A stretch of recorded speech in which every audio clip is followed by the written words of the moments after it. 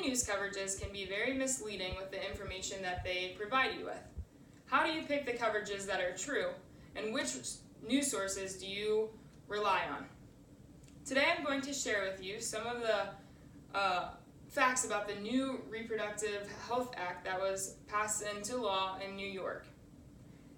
It is essential for us as citizens to watch the news so that we can stay up to date on current events and happenings around the country and the world. But it is also important to find a reliable news source that you can trust your information coming from. I have been researching this topic using several different news sources over the past few weeks, and I have been able to pick up some tendencies and biases that occur throughout certain news sources. First, I'm going to cover the basics of the news story, giving you a brief summary.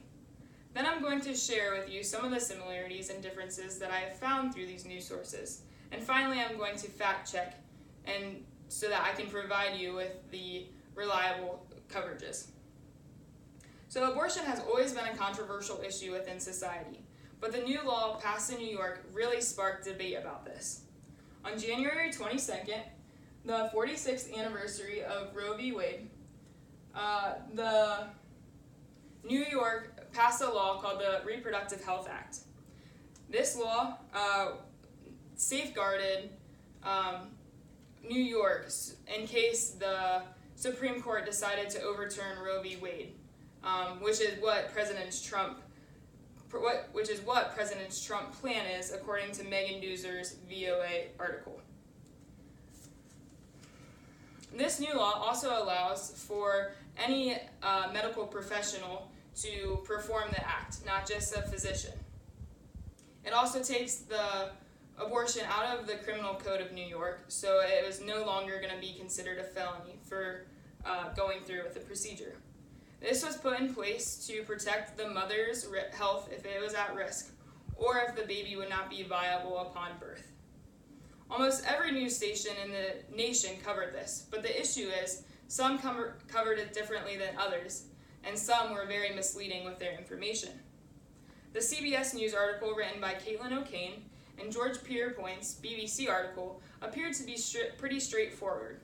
Both provided viewpoints on both sides of the issue and provided facts through the issue.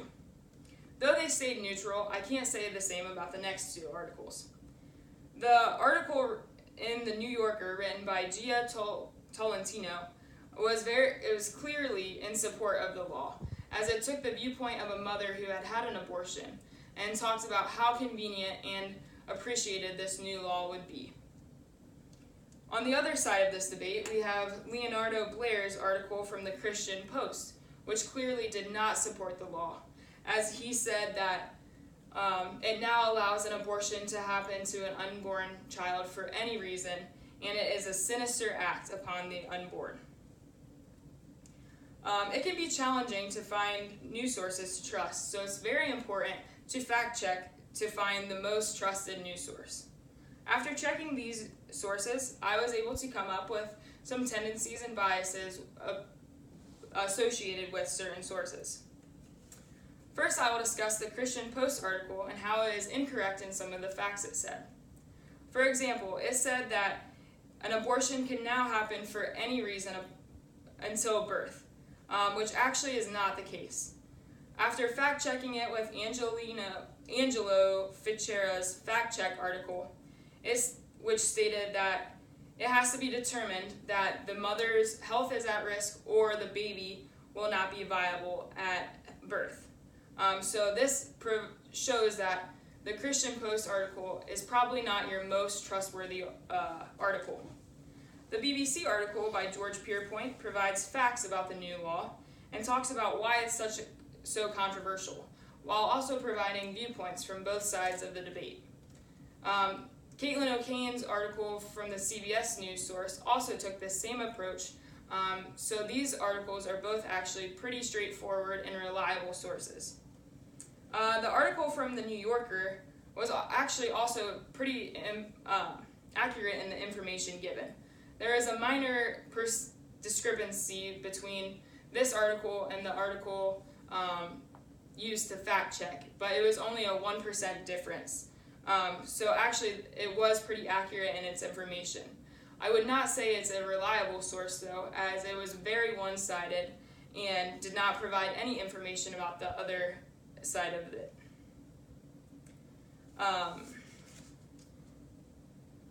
So for this specific topic, the articles from BBC News and CBS are your most reliable sources. After starting with a brief summary of the new Reproductive Health Act, and then talking about the similarities and differences between the articles, I was able to fact check and provide you with the most reliable sources. Different news sources can have different levels of credibility, so it really is important to fact check your sources to know where your information is coming from. Don't let a news station steer you in one way or another about an issue. Know the facts and make the decision for yourself. I hope that after this presentation, you are able to